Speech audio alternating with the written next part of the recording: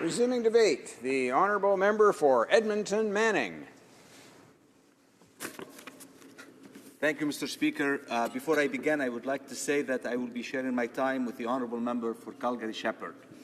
We have now been exposed to the Finance Minister's first budget. It contains no surprises. We all knew that the budget would not balance itself. We all knew that the Prime Minister's campaign promise of a $10 billion deficit was, to use a parliamentary language, a wishful thinking. Now we know the truth. The Liberals are in favour of undisciplined spending, have no plan to balance the books, will fail to boost economic growth, and are raising taxes on families, individuals, and small businesses.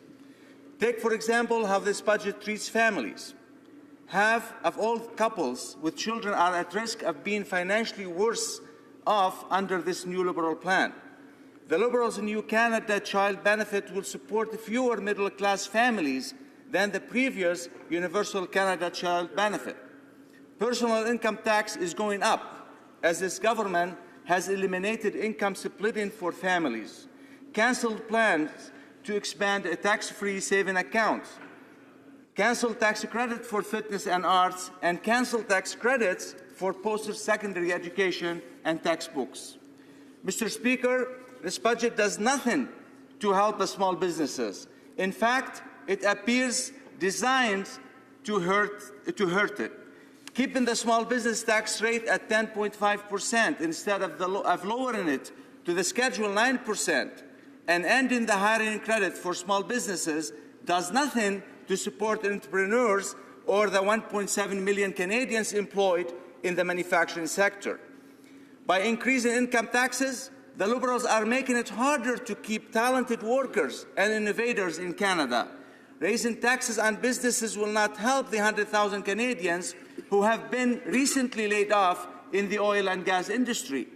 The Liberals are raising taxes on job-creating businesses. The previous Conservative government created a low-tax, competitive business environment to drive investment and create hundreds of thousands of private sector jobs. Let us look at the philosophy behind this budget. Canadians need jobs in these uncertain times to allow for a little bit of security. Do the Liberals understand this? Apparently not. Despite the rhetoric about investing in infrastructure and innovation, the budget does little to build infrastructure or invest in innovation. It is really about growing the size of government. Hiring more civil servants is not the best way to grow Canada's economy. When a government spends the taxpayers' money, it needs to do so with a purpose. It needs to ensure fiscal responsibility and results. This budget provides for neither. The Liberals are borrowing 4 times more money than they promised they would. They're borrowing $30 billion this year alone, and $100 billion over the next 4 years combined. The Liberals had no plan to balance the books. They promised they would balance the budgets by 2019. Now they plan to borrow more money every year with no end in sight. Mr. Speaker, the promise of a small deficit has been replaced by the promise of a colossal deficit, and they hope the Canadian people will not notice. Even more disturbing than this huge deficit is the lack of a long-range plan. It is not enough for the government to say it intends to balance the budget at some hypothetical date in the future. Where is the plan to pay back the money it is borrowing right now and next year and the year after that to support its reckless spending agenda? The Minister of Finance and the Prime Minister seem proud to tell us that they will not balance the budget in 4 years. They hope we won't notice that during that time.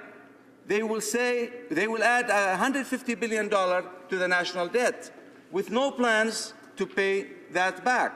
Mr. Speaker, that means almost $1 billion more debt and interest alone every year, just to satisfy their urge to spend, spend, and spend.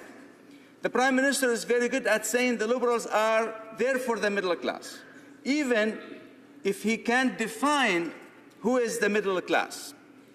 With his budget, His gift to each and every Canadian middle class, upper class, or lower class is an additional $818.03 in debt, and that is not counting the interest payments. With an even larger amount to be added next year, the Liberals are bribing Canadians with their own money and hoping no one would notice when it comes time to pay the bills. Mr. Speaker, once again, this government has lost the opportunity to do more than offer political platitudes to Canadians unemployed.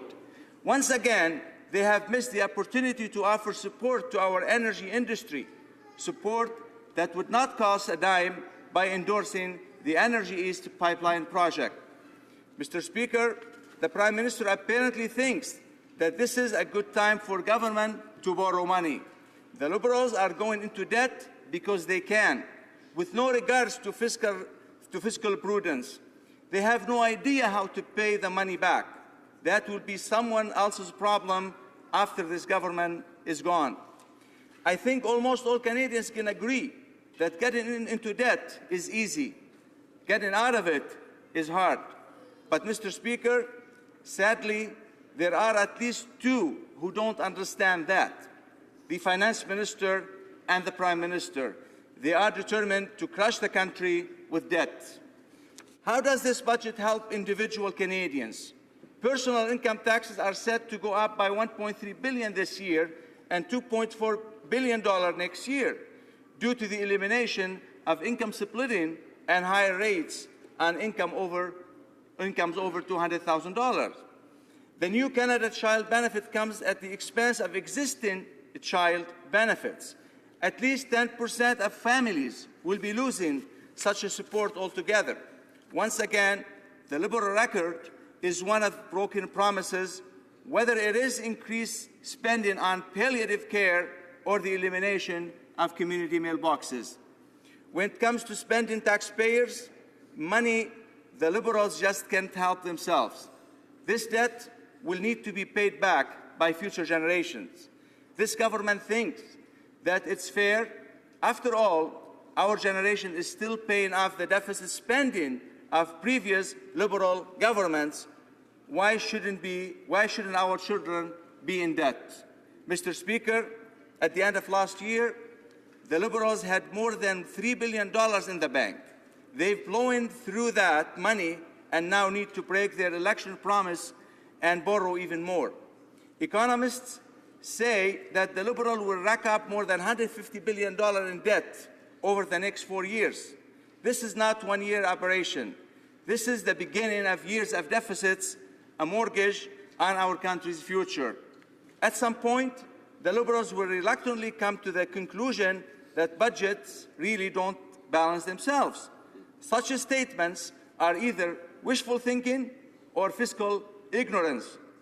How will they deal with this deficit? How will they pay for their spending schemes? The Liberals will raise taxes even more for hardworking Canadian families and job-creating businesses.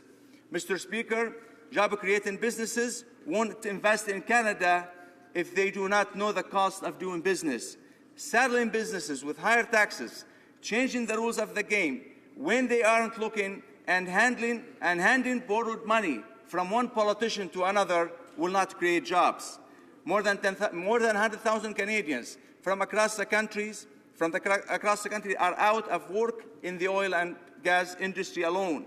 This budget offers them no hope for their future, no admission that our energy and industry is key to our overall economic health. We know the recipe for job creation: low taxes, low red tape, open competition, free trade, successful businesses, and responsible spending of taxpayers' money. That is what the government should focus on. Instead, Mr. Speaker, what we have is platitudes and promises. That's not good enough unless you are a Liberal. Thank you.